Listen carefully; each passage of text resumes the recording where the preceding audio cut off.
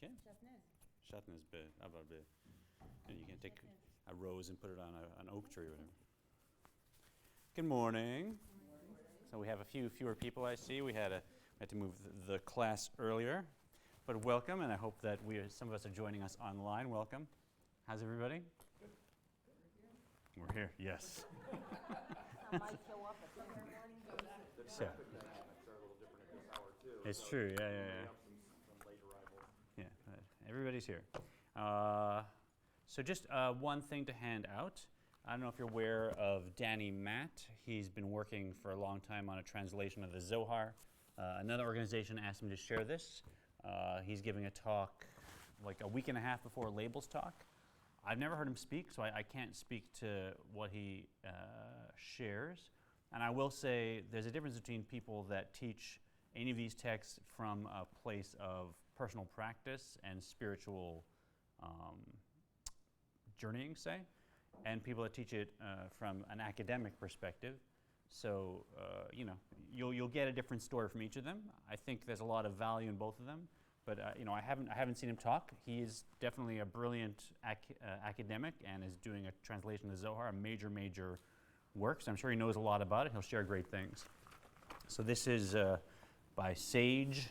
I'm sure it'll be a fun talk. There's all kinds of activities. What language is he translating it? English, but he's doing a critical Aramaic version, and then he's translating it into English. So it's a huge project. I'm sure he's. I'd love to see him speak. I have like weddings and services all that weekend, so I won't be able to make it. Hopefully, you can share with me anything you learn. And for anyone who didn't get it, my teacher Label on November 4th and 5th is going to be in town. We're actually advertising the two events together. The first night is here at Temple. The second night's at the Woodward Shul. So here he's talking about healing anger and angry people. There he's talking about relationships and moving out from an I-centered relationship to an other-centered relationship. So I'm planning to attend both. Yeah. Does anybody need these? Just pass these around, Bavakasha. Okay. Thanks.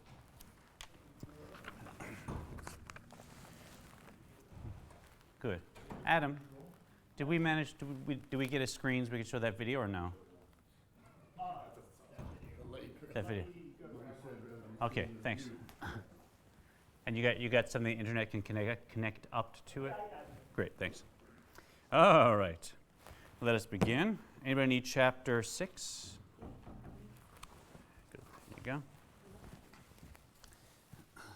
go. Hi, Joey. How are you? Thank God. To bring us up to speed, so chapter 1, we started and learned about the oath of the soul, that before any soul comes into a body, it's given an oath to try and be a tzaddik, a very lofty goal. But even if the whole world says you are a tzaddik, consider yourself like a rasha. And then we learn about 3 types of people: a tzaddik, a rasha, and a beinoni, which is called completely righteous, perhaps evil. We're going to say a little self-centered sometimes. And then a beinoni, which is this intermediate state, right? So one highly functioning, one less highly functioning, and then this intermediate state. You're going to see this model replicated in many ways today in ourselves, in the world, etc., and even in my bracha flower, perhaps. Right? And then we learned about 2 souls. We have one soul which is an actual piece of God, godliness. That's the divine soul. And the second soul, or rather the first soul, is the nefesh bamit, the animal soul. That one is the self-centered soul, and it's looking out for number 1, as we say. And the 2 are struggling. They have opposite goals, seemingly. Then chapter 2, we start to look at the divine soul, and that's 2 through 5. 2, we looked at its nature, that it's really a piece of godliness that is blown into us from deep within God, and that it's something like the way a child comes out of their parents' consciousness, that it's still always connected. Chapter 3, we looked at the identity of the divine soul. So there you get into what a lot of what Danny Matt is translating. That's the sfirot and how they flow into each person as 10 attributes, and ideally that the intellectual attributes are the parents of the emotional attributes and are guiding them and directing them. Right? Chapter 3, we start to look at the actions of the divine soul. So those are the three garments: thought, speech, and physical action. Those are all behaviors of the divine soul. And those are behaviors that are classically behaviors that are either mitzvahs or Torah, or for us, interpersonally, also behaviors that are truly other-centered. Right? So if I'm taking care of another person, thinking about them, helping them, 99 times out of 100, that's also going to be a mitzvah, one way or another, whether I realize it or not. But for our purposes, we're also saying that is the divine soul. The divine soul is thinking about helping, extending, contributing. The animal soul is thinking about a user-friendly relationship with the world. How does it help me? Then in chapter, that's 1. I keep losing my chapters. 1, 2, 3, that was 4. Chapter 5, we look at Torah study. So if the three garments of the soul, thought, speech, and action, that's what the soul wears. Chapter 5 is the food, what the soul eats. Right? So the soul creates garments. That's any thought, speech, and action that is truly other-centered, that is learning Torah here at temple right now, or coming to a Shabbat service, or coming to our food pantry. Those are all garments of the divine soul. But the divine soul also wants to ingest, eat, and that is Torah. And we looked at Torah and the beautiful unity it creates, where, in fact, I have this chokhmah of the Ein Sof, which you can't separate from the Ein Sof. It's always chokhmah of Ein Sof, no matter how physical it becomes. I take it, and my brain and my mind wrap around it, so I'm enclothing it, and then it's wrapping around me because I'm learning about it. So it's surrounding me. And so there's this amazing unity where I'm taking it in, it's surrounding me, but I'm doing that with actual divine chokhmah, right? So not just a spiritual level, not just an angel, but actual divine chokhmah, which has never left the Ein Sof. I can experience this unity with it. It's very, very powerful. And in many ways, a soul will wait thousands of years or 1,000 years to come down here and experience that, even though consciously we have no idea what's going on. We couldn't integrate that consciously. That finishes the look at the divine soul. And now in chapter 6, we're looking at the animal soul. And as we said, everything is created one opposite the other. And that's a big theme I want to describe today, that everything is inter-included, everything is a mirror of everything else, and everything is parallel to everything else. So that's why ultimately, when we say, from my flesh I see God, that means that by learning about myself, by looking at the structure, and by mastering how, as we say, my soul is flowing through my consciousness, my brain, my heart, my gut intelligence, I'm actually not just learning how to be a better me, I'm seeing my map of the entire picture, whether that be the cosmos or even higher spiritual worlds or even divinity in many ways. And that everything is a map of everything else. And by mastering ourselves in this class, God willing, we are also learning how to contribute and get a picture of the whole thing. So one is created opposite the other. So if the divine soul has 10 sefirot flowing through it, 3 intellectual and 7 emotional, how many sefirot does the animal soul have? 10. And what's the division? Same. Intellectual, emotional. The one distinction is who's running the show, the parents or the children for the animal soul? Children, right? So every emotion still has a intellectual antecedent, because if I'm not aware of something, I can't crave it or desire it or hate it or whatever it is. But once it's been created, now in the animal soul, those emotions, they're the bulk of the soul. They run the show, and they come to the parents and they say, I want this thing. A, tell me how to get it without getting in trouble. B, tell me how to rationalize it so I don't feel guilty. Right? And that's the animal soul, right? The children are running around, making all the rules, deciding, what we're going to do today, what we're going to do this year, what are our overall goals. They're planning everything. They're driving on the car trips. And the intelligence of the animal soul is just saying, yeah, of course, this is what everybody does, right? Of course, this is how you get privilege in society. Of course, I got to look out for me, right? I find my rationalizations. That's how the animal soul works. So same model but it's flowing in the opposite direction. And then how many garments, of course, does the animal soul have? 3. Thought, speech, and action. And just like the garments of the divine soul actually lift the divine soul up above its source, because there I'm talking about actual chokhmah of Ein Sof, or actual ratzon, will of Ein Sof, which is above the source of the soul. And so when we start to speak these words of Torah, on a soul level, we're experiencing an elevation that's unimaginable. The same thing happens, but parallel with the animal soul.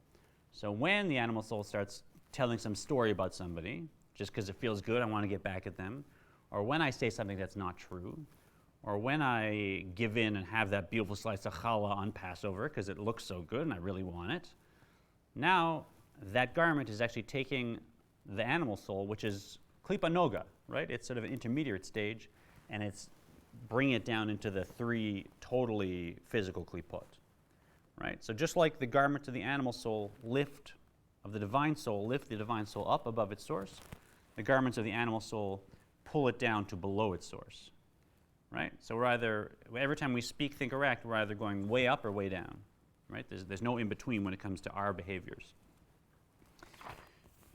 And we went through, they're called 10 crowns of impurity and why. Let's not review that.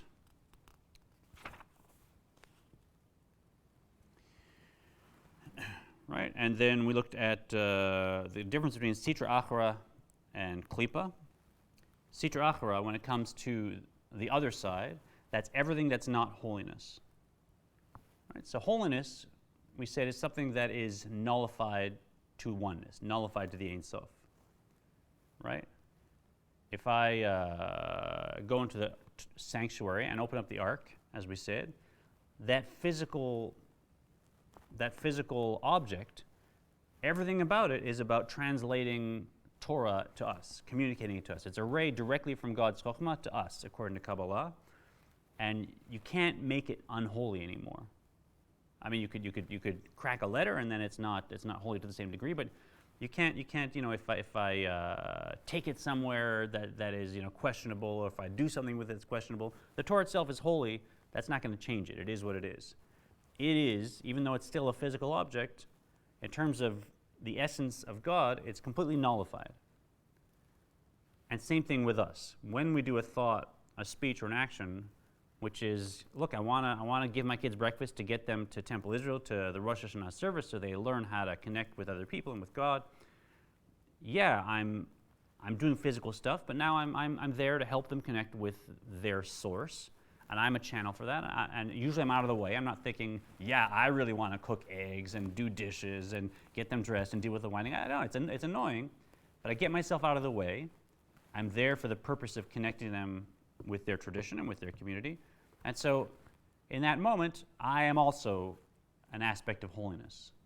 And my thought, speech, and actions are elevating my soul above me.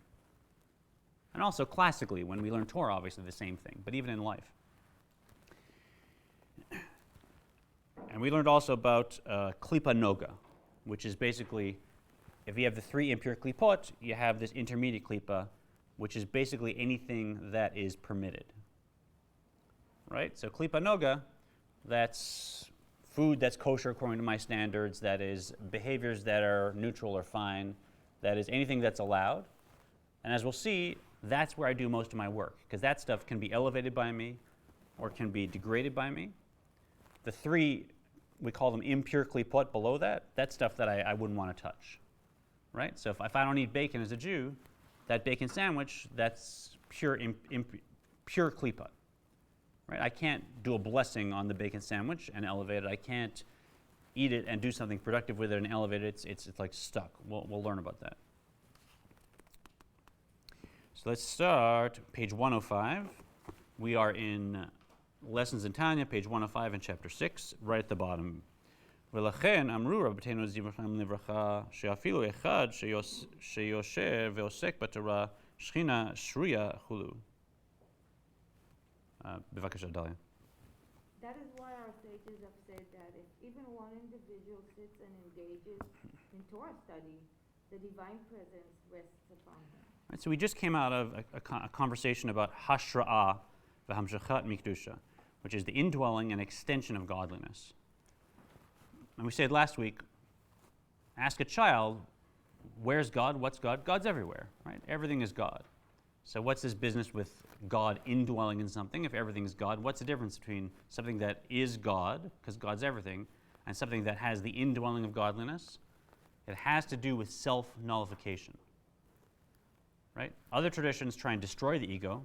We just say, no, take the ego and let it be a vessel for oneness.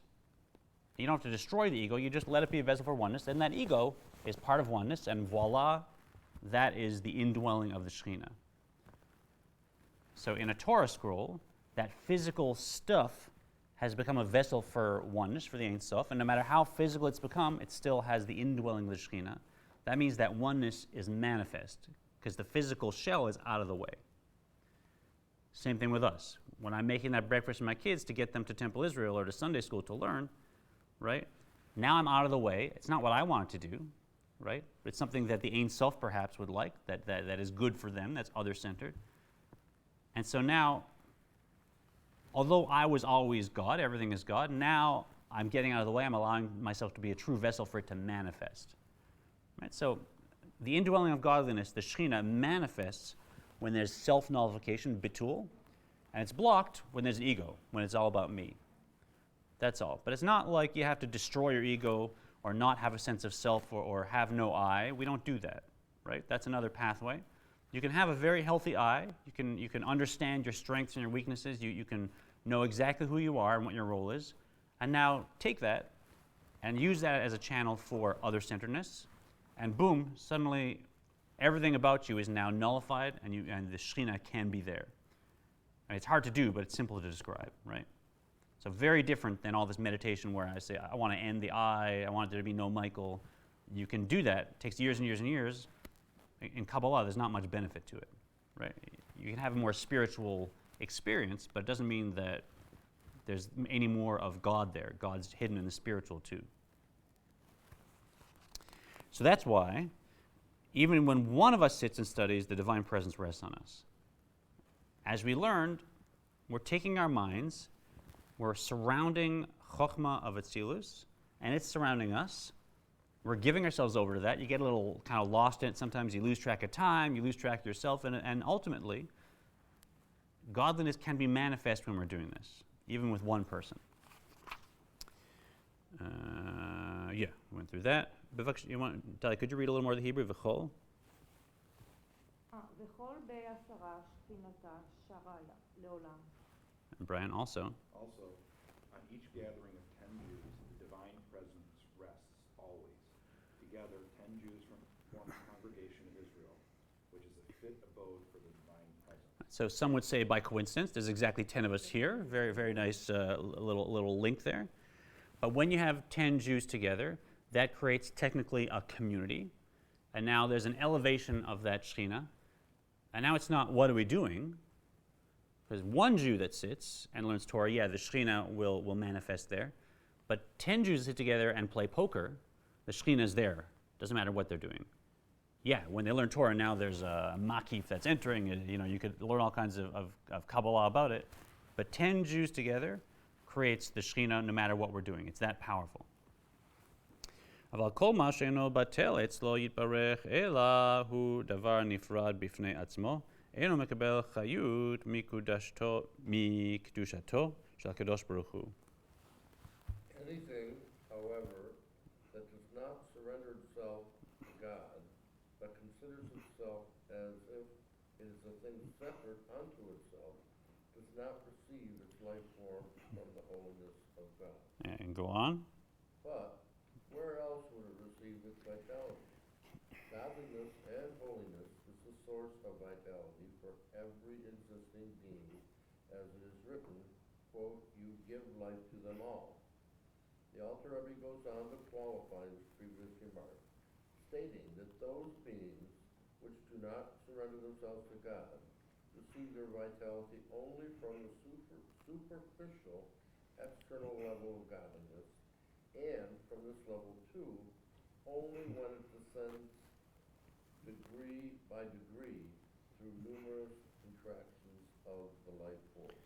So we always hit paradoxes, right? if it's true that things that are holy receive their life force, the spark of what they are, from what we call the holiness of God,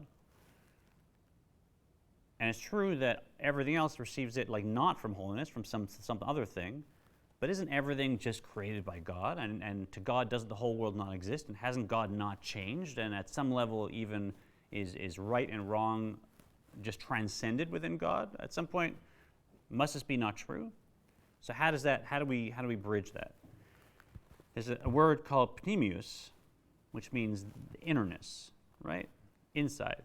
Sometimes someone might be at work and they might be, just clocking time, right? You walk by somebody at a gas station, at a cash register, doing something, and they're there to make money. They'll do the thing, but they're checked out, right? They're doing it quite mechanically. Their innerness, their heart and soul is not in this thing. They're just doing the work, right? Now see them doing their hobby. Suddenly, something else is engaged. They're all there. They're fully present. They're pouring everything into it. So the energy they're putting into the 9-to-5 job, it's coming just from their superficial aspect. They're doing this so they can pay the rent, so then they can do something else, right? Yeah, it's them, it's their energy, but it's like an external thing. The hobby that they love, now, they're a fire, right? They'll stay up all night doing this. They're really pouring themselves into it. Same thing applies, lahavdil. It's obviously it's not a being with an outside and an inside. There's no physicality. But the same thing applies to the Ein Sof. The Ein Sof does have things which connect to its pneumius. That's things that the Ein Sof is just very dear to it. Like we learn our Torah, the holidays are special days. Shabbat is a special day, right? So something about Shabbat or the holidays where that time, it comes from deep within the Ein Sof. And we even see it in the Word. When we say, may God turn God's face towards you, the word panim is related to within, bifnim, right? Pneumius.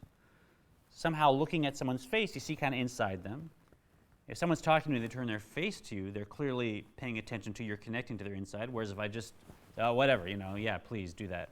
Now you're not seeing inside me. I'm talking in a distance way to somebody.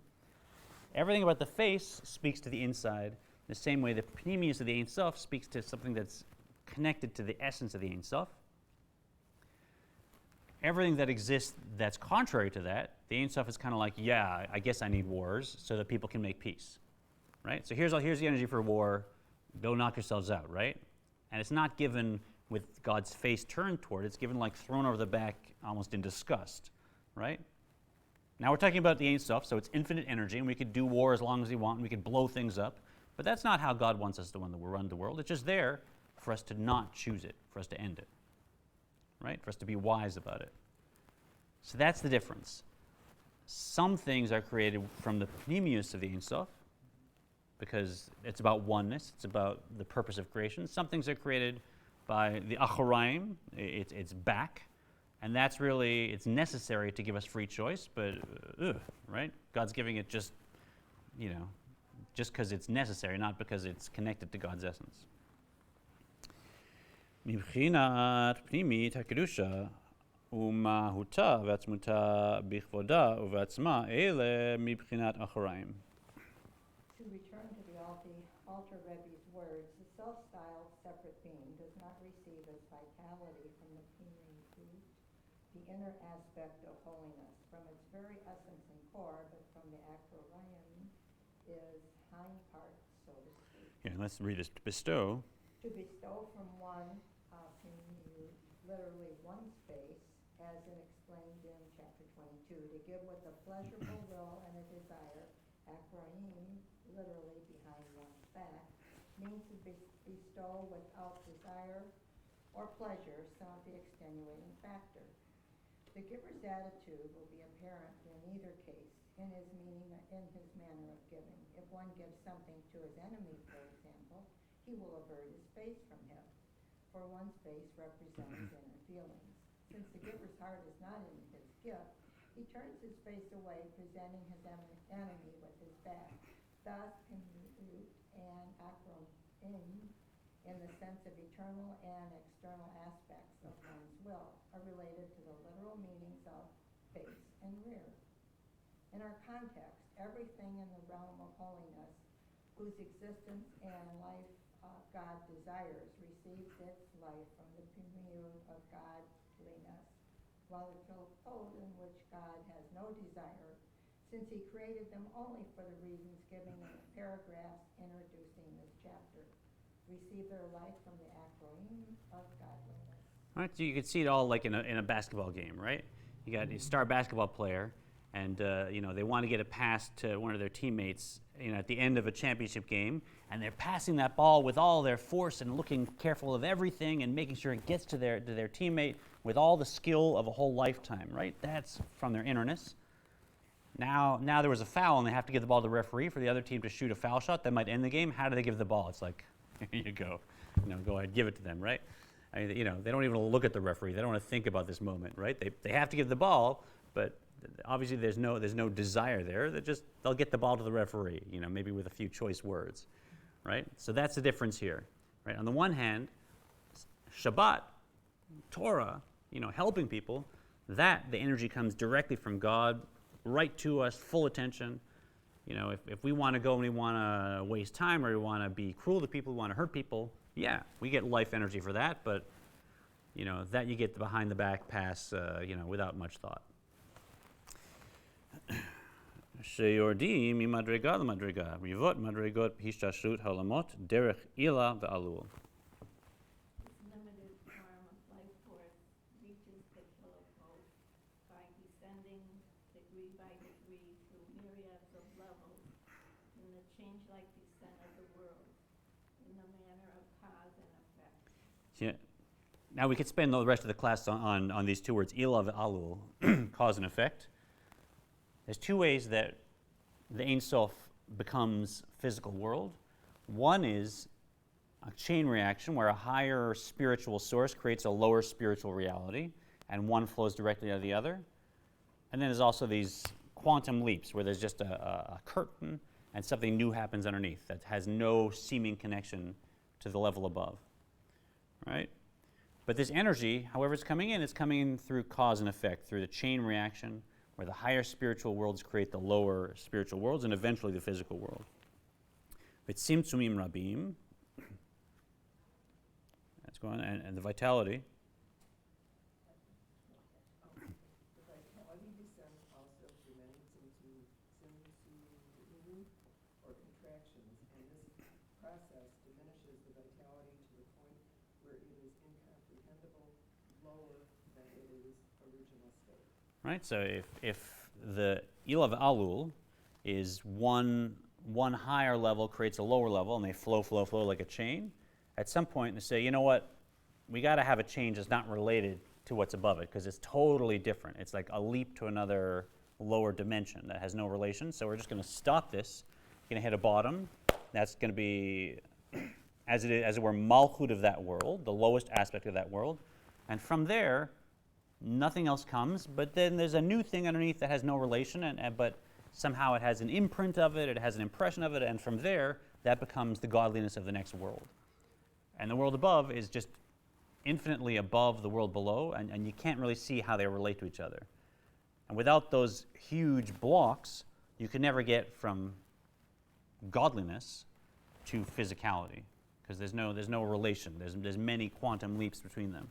Right, so you need the cause and effect flow of the chain to create worlds, and you also need the simsumim, which is just enough of that, something completely different, right, and finite in comparison. עד שנתמעט כל כך האור והחיות מיעוט אחר מיעוט עד שיכול להצטמצם ולהתלבש בבחינת גלות. So greatly diminished does the light and life force become, diminution after diminution, until it is able to become contracted and clothed in a manner of exile, meaning that instead of being surrendered to the divine life force, the object in which the vitality is clothed masters it, as for example, a captive in exile is mastered by his captors. All right, so this speaks to the question, if God is creating everything and God's infinite, how does the world ever do what God doesn't want? Right? You're telling me I'm creating a puppet show and these puppets are saying something I don't want them to say? I'm saying everything. It's me. Right? How could they be saying something I don't want them to say if it's all just me?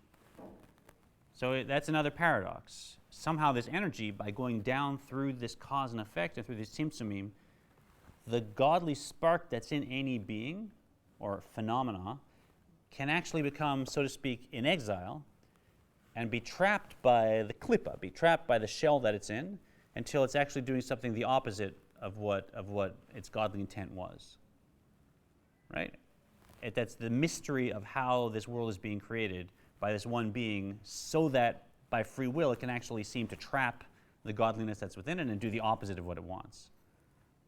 But without that, there's no free will, right? Without that, it's all just puppetry, and there's no story, there's no growth, there's no learning, there's no mistakes, and learning afterwards. There's no make-up, shake-up with anybody.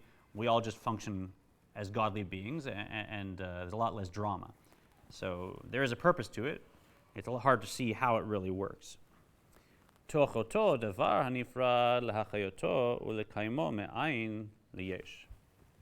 The vitality is thus in a state of exile within that objective which considers itself separate from holiness, giving it vitality and existence, causing that object to pass from non-existence to existence. Right? So the godly spark is still creating everything out of nothing all the time.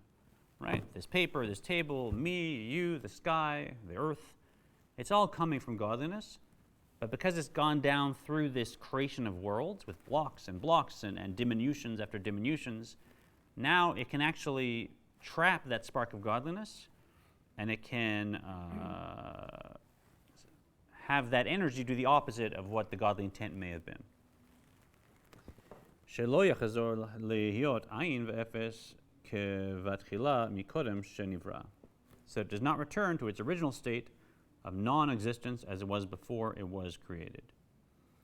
Right? So this whole thing is about some things are surrendered to godliness.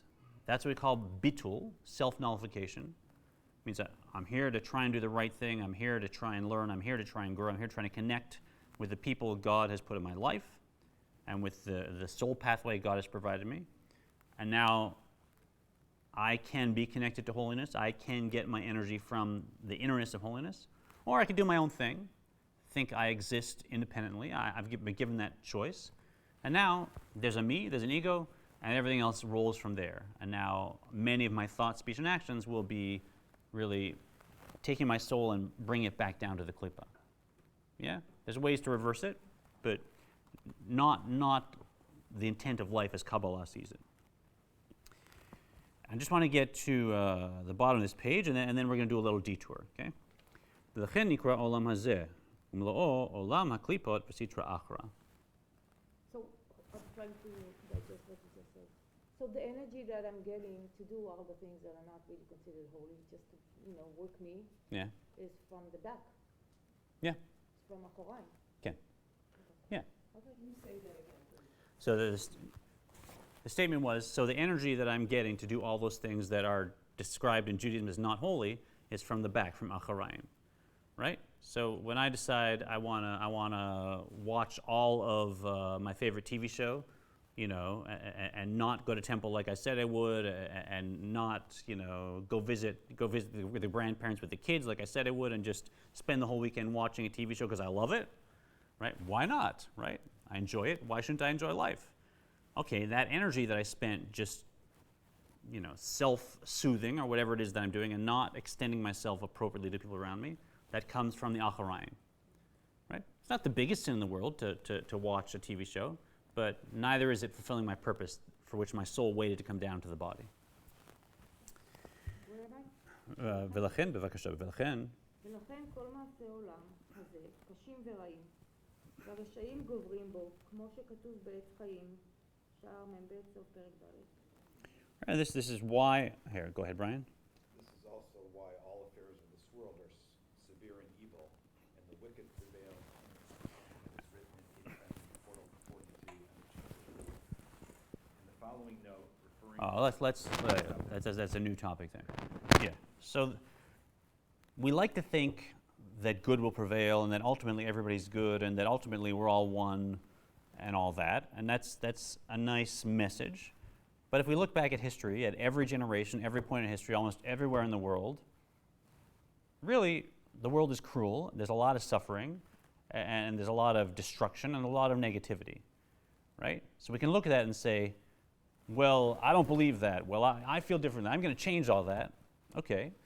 Or you could take Kabbalah's view and say, there's a reason why this world is so full of seemingly counterproductive everything, and that is klipa noga.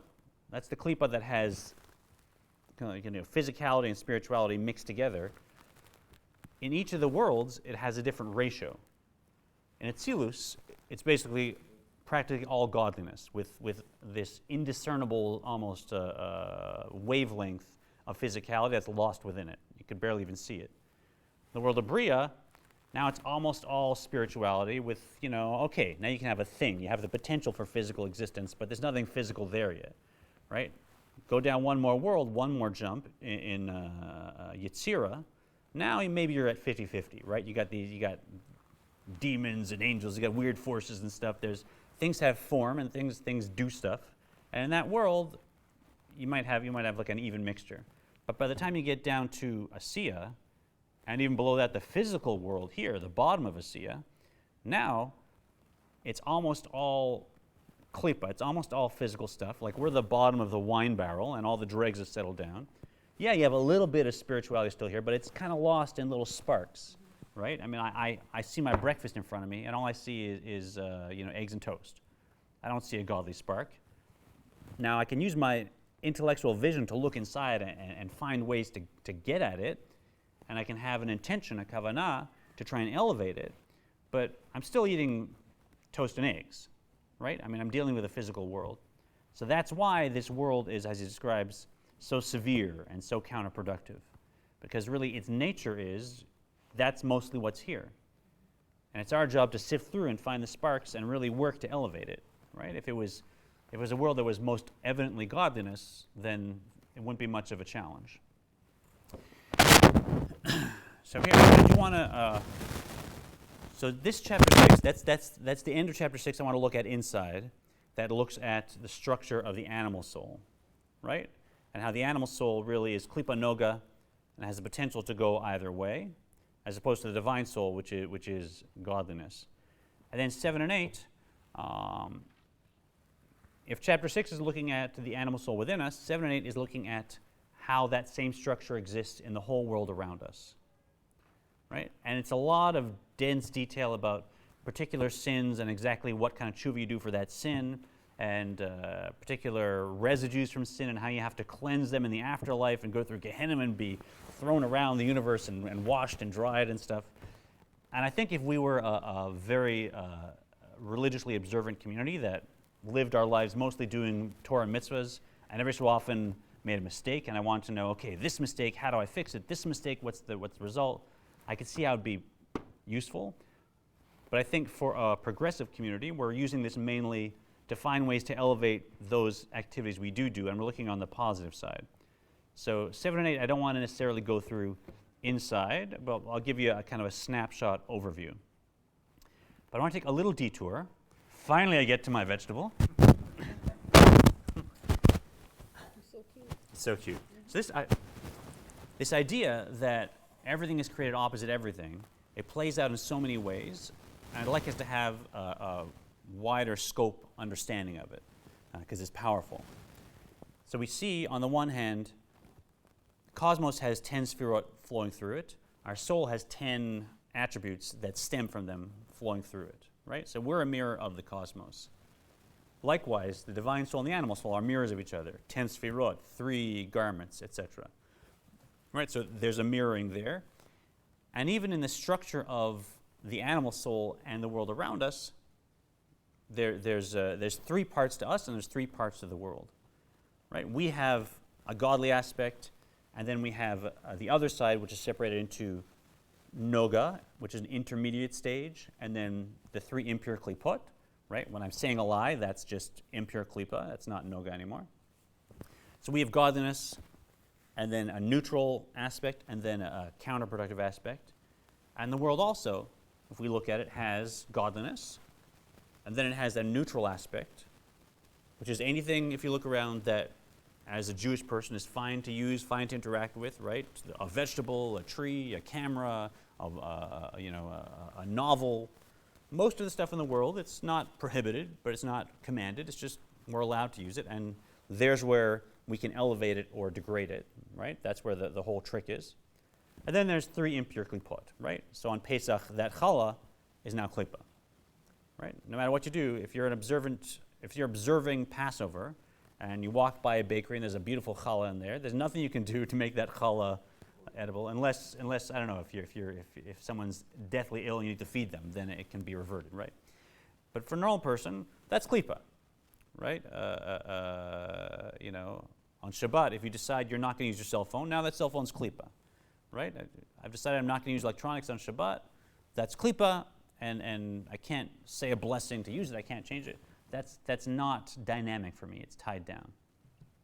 So you have this 3-level structure in us, and this 3-level structure in the cosmos, and none of these parallels are coincidence.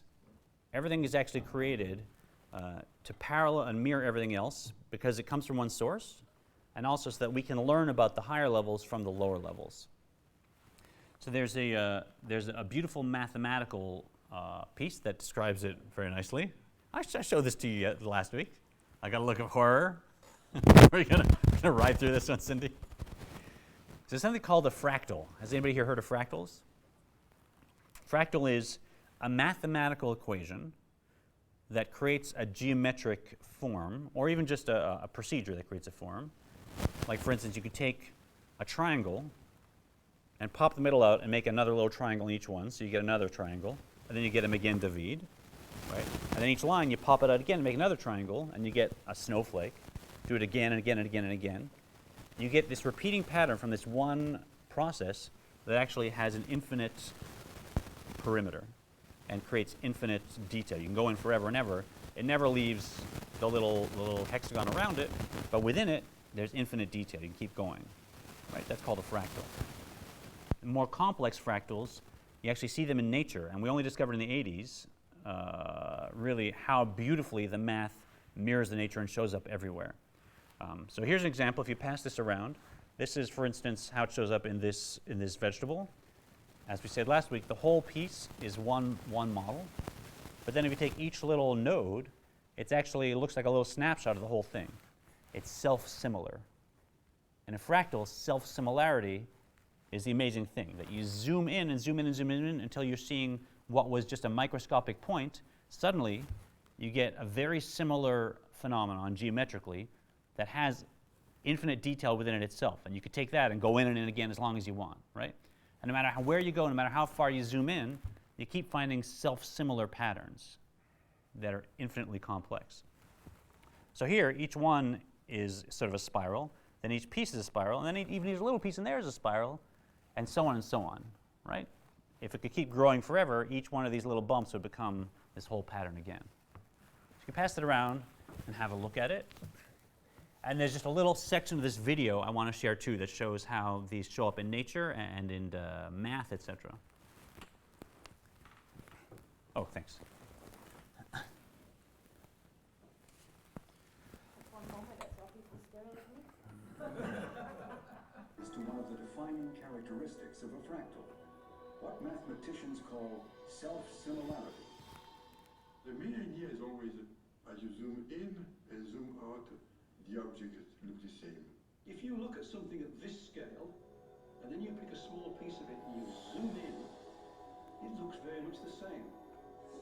The whole of the fractal looks just like a part, which looks just like the next smaller part. The similarity of the pattern just keeps on going. One of the most familiar examples So Adam, of similarity is a tree. can we go to 9:15? 9:15 and just pause it there.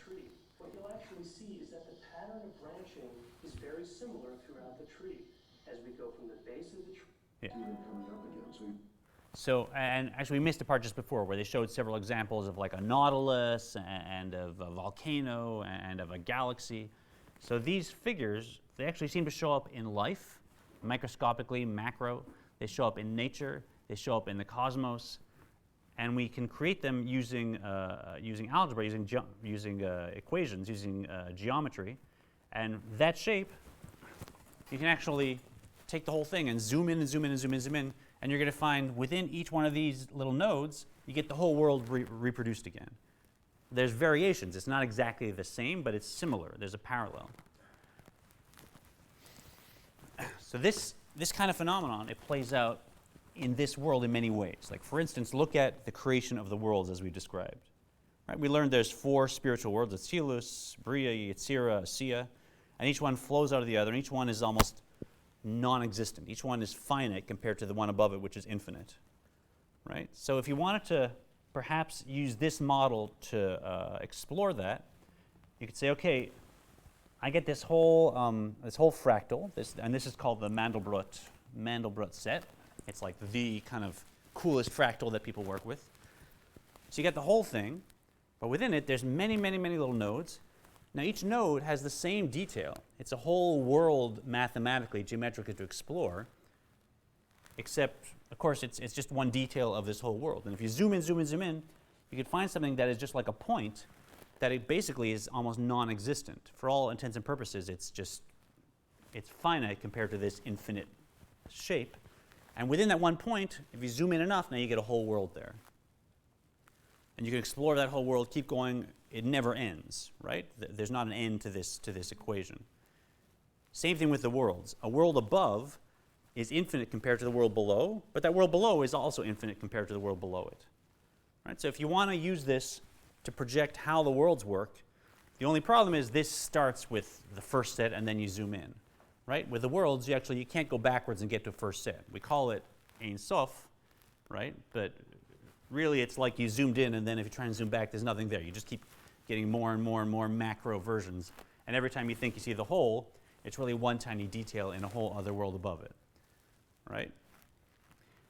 We also looked at the structure and how they're parallel. Right? So if I want to say, okay, this is some system that I'm a part of, and I'm this tiny point within this little thing. Amazingly, the exact same structure that is in me that I'm seeing is similar to the structure of every larger part that I'm connected to and of the whole thing. Right? And this isn't just a mathematical trick. This is actually in nature. Look at lightning. Look at stuff happening in the ocean. Look at stuff happening in our own body. It's everywhere.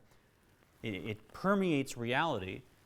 Again, Kabbalah would say not by accident, that this is really the signature of the Ein Sof. That's saying, look, everything is a mirror of everything else. So if I look at the details of this tiny speck that I am, I'm understanding the structure of the whole thing.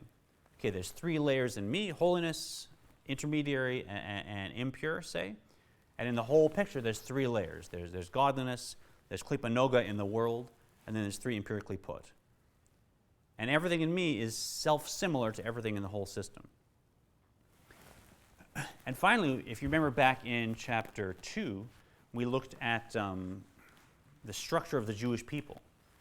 Right? And we said that each generation has a head, and that even the whole Jewish people has a head, and that it functions as one organism.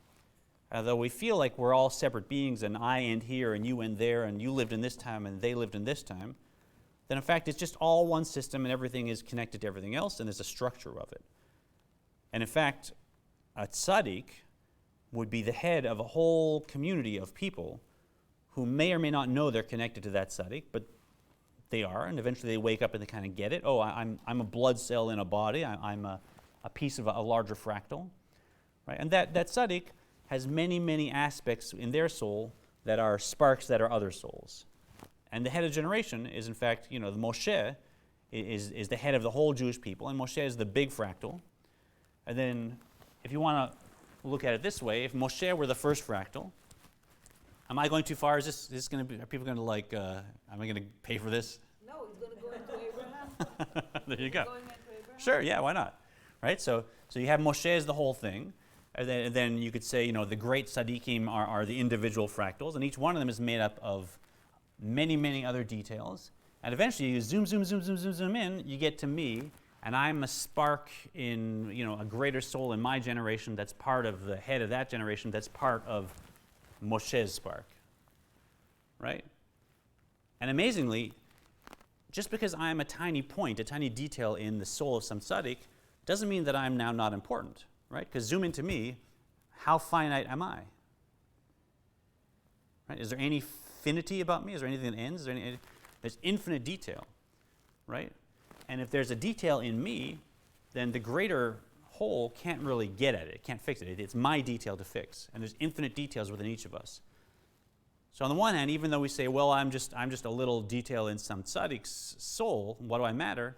Well, the tzaddik can't deal with that. Now it's my responsibility. And there's infinite detail, there's infinite material, because you're talking about Ein Sof that's creating this, right? So Ein Sof is aware of every level of the fractal infinitely in all directions, right? So there's no detail that's not important. You kind of get this? Any thoughts about this? This is a little, I got excited about this. I don't know how much it helps with the Tanya. Yeah? Keep it for next time or no? Keep going.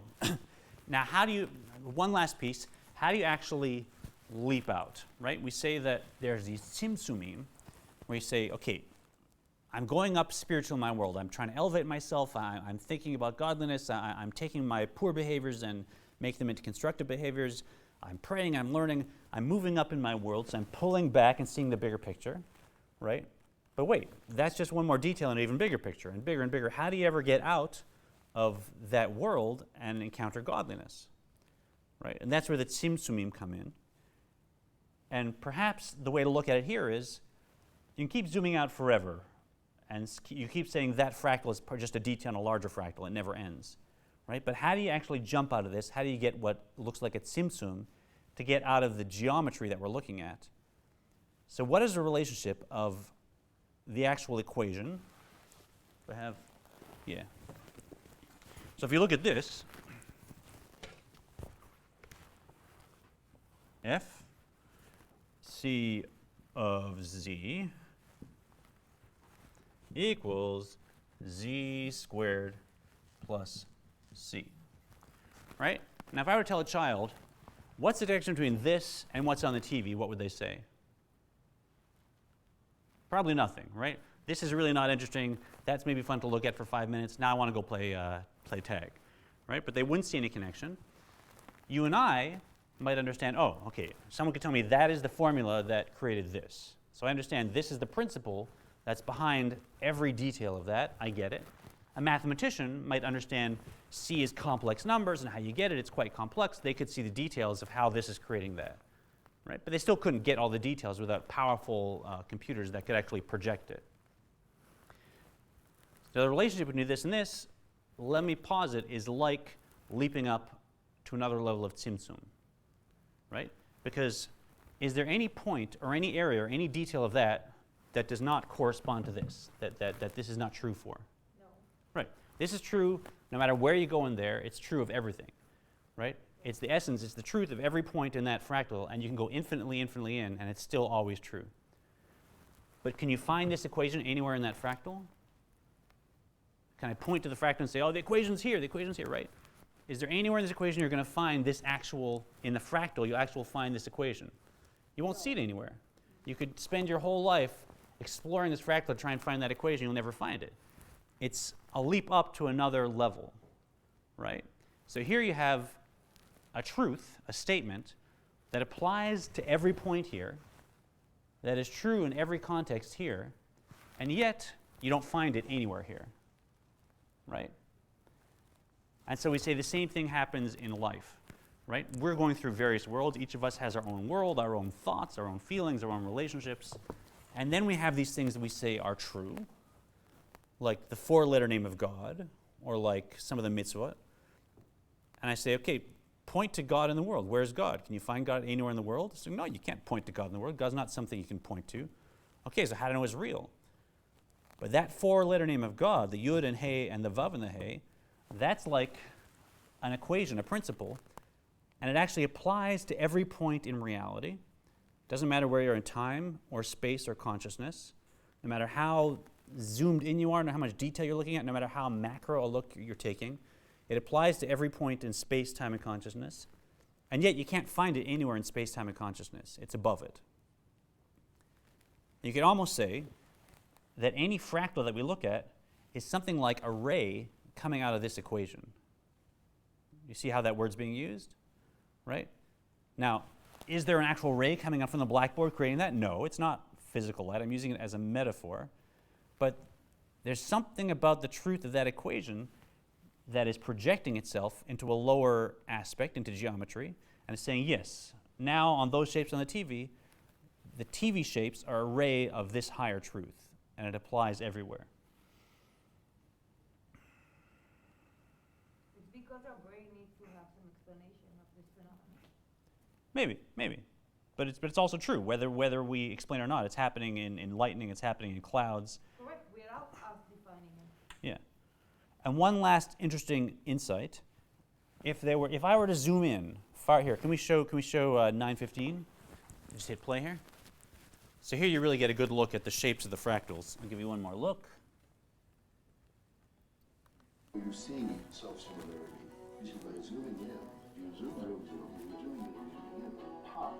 Suddenly it seems like you're exactly where you were before, but you're not. It's just that way down there, it has the same kind of structure as way up here, and the sameness can be grokked. Right? Boom. A Boston radio astronomer named Nathan Cohen used Pop. Suddenly it seems like you're exactly where you were before, but you're not. It's just that way down there, it has the same kind of structure as way up here, and the sameness can be grokked.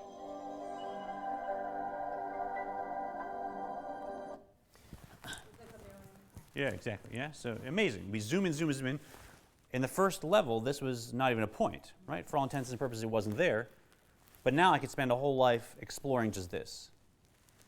And here's the question.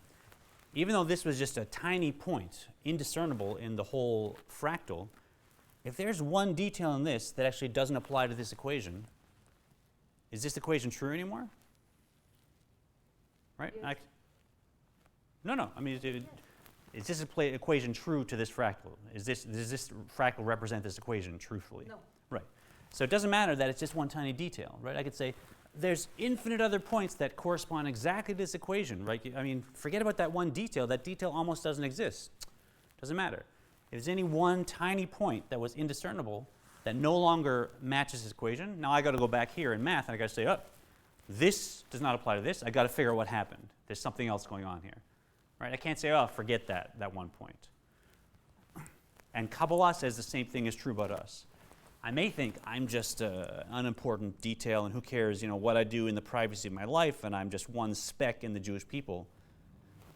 But that's me, right? There's infinite detail in me, and any one detail that no longer corresponds to oneness, that isn't being brought into the scope of oneness, now that Yud He Vav He, it's got a problem, right? The He is kind of like popped off a little because it says, hold on, the equation's not working in Michael, right? And only Michael can kind of bring himself back into the equation, right? And so that's the Yud and He and Vav and He. It relates to each of us, and no detail is so small that it doesn't matter, right? Because just the equation doesn't care whether it's a detail or whether it's a macro. The equation is just truth. It applies equally across every part of that fractal. תודה. Oh, nice. Any questions? I don't know if that was for you or for me, that last 20 minutes. You'll tell me. I think it's very cool.